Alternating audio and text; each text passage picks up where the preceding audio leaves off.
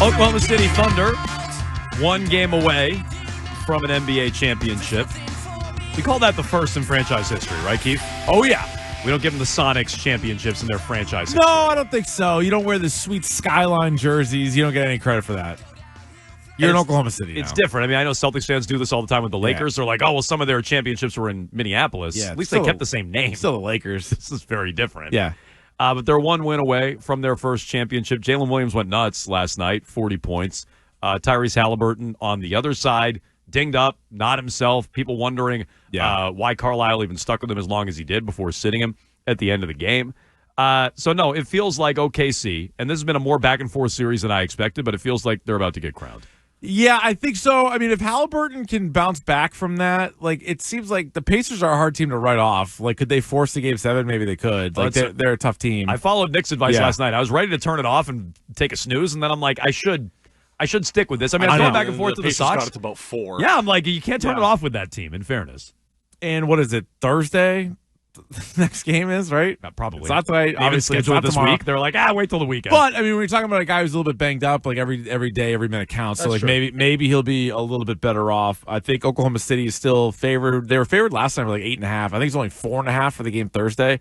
So I wouldn't rule out the Pacers, but I don't see the Pacers winning 2 in a row at this point. I don't see them going if they have to go back to Oklahoma City and winning. Jalen Williams was insane. That's one of the guys, he's kind of flying under the radar all year. I mean, even though he made, I think he was third team All-NBA, but he still kind of flew under the radar just because of all the Shai Gilgeous-Alexander hype and MVP season that he had. But Jalen Williams is a pretty damn good second player. He had his best game. They are the better team, but the Pacers are just making it a lot tougher than I think most people thought it was going to be. Well, and I do wonder if you're getting a similar situation to the Celtics a year ago. Celtics were a dominant team. OKC has more wins. Celtics were dominant scoring differential. OKC better scoring differential. But are we sure SGA is the Finals MVP? Is he gonna get it? Yeah, you think so? Yeah, Williams has been awesome. Williams has been really good, and I was kind of a Williams doubter until the Western Conference Final. I didn't really believe in him until the Western Conference Final. He's been really good. But I bet SGA wins it. Shai shot 9 for 21 last night, but he had 14 free throws. If he doesn't win so right now, just the series. Yeah. Because it's not like the Conn Smythe. It's just the it's finals. just for the finals, correct. Shai's Gilgeous-Alexander is averaging 32.4 points. Williams, even with the 40-point game, is 25.8. Right, but SGA does it on like a bazillion shots. Yeah, he takes a lot of shots. So does Williams. He takes 4.5 more shots than Williams. That's a lot, but honestly, I might have thought that gap was even bigger. You're right. And, the assists are actually pretty close. Alexander has the lead on assists and way more steals, way more blocks. Williams has a little bit more on the rebounding end. So I think he's gonna win it because anything close. The only reason I bring it up is it happened last year. Yeah, if SGA, isn't Finals MVP, he's league MVP. So I think that carries a lot of weight. But if he's not Finals MVP, we'll have some questions about his ability to take over these games. Although and it is win funny, and things like that. When he missed that shot in Game 1, it wasn't really harped on. It was sort of more what a play by Halliburton and what a win by the Pacers. True. That's true. Yeah. Unless he was let off the hook for the miss because Halliburton's shot was such a. I guess it shouldn't have been stunning, but it was. We focused more on that for sure. But Tatum, and Tatum's not alone. I think Tatum, LeBron, a couple other guys that might have been more they missed that shot on that end, and not Halliburton stuck that shot. So I think Shai Gilgeous-Alexander, and I don't know if it's because the team that he's on, perhaps, or whatever, he's not going to get as scrutinized. But it does look like he's going to win anyway. Yeah. All I know is if he doesn't win Finals MVP, I'll hold that against him to some degree. Again, he's league MVP, which Tatum has never really even sniffed. But I'll hold that against him on some level. Let's see if he actually wins it. It feels like the Thunder are about to get crowned. Meanwhile, Jake Fisher of where is he now? Is he with Mark Stein? His newsletter. He used to be at Yahoo. Stein line? Yes. Jake Fisher reported that the Suns are making calls on Kristaps Porzingis. Great. I think it's inevitable that either Porzingis or Holiday are going to be gone, and also it seems like there's a scenario where they're both gone, right? And you're really saving money at that point. But I don't know. I would be curious to see what he gets. If he can prove that he's healthy this summer, he's playing in that FIBA tournament or whatever.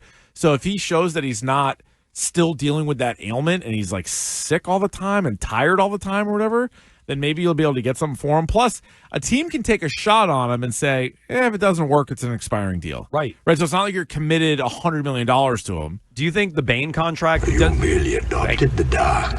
Desmond Bane?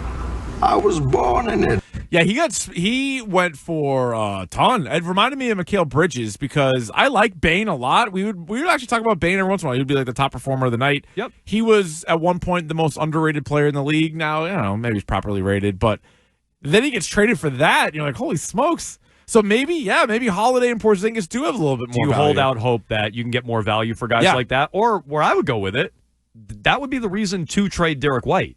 If Desmond Bane is going to get that kind of return, and you really value a bunch of high draft picks, White would be your avenue to get that. So I don't have much appetite for that either, but if you look at it and go, man, how do we get a deal like the Desmond Bane deal or the Mikal Bridges deal? You do it by trading Derek White. Well, this is, and not to get morbid, but like if Tatum had like a career-ending injury, then I'm trading White for $1 million picks and we're starting over. But I still am operating under Tatum's going to be back in 2 years, and I want Brown and White to be on the team with Tatum when he returns. Agreed. So, like, those 4 first-round picks don't really do it for me like they clearly, I guess, do for Memphis. 617-779-7937. How about our buddy JP in North Providence? What's up, JP?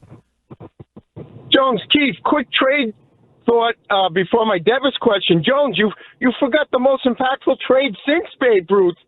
2021, Jackie Bradley Jr. to Milwaukee for Renfro. Good one.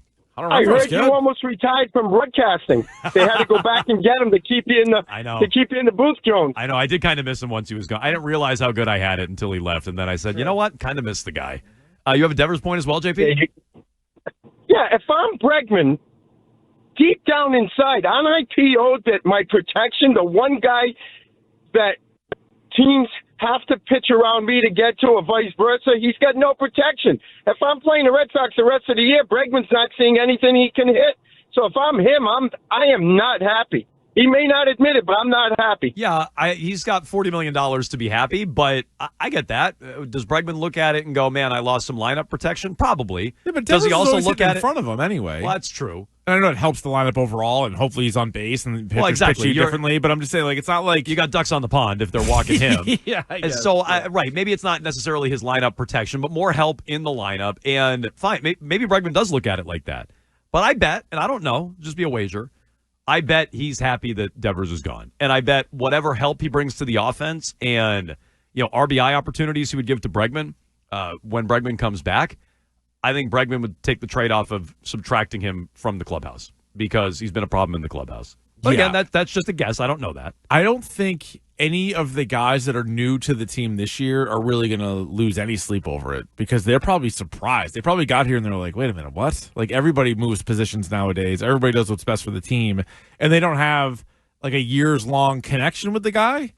They've played half a season with him, not even half a season.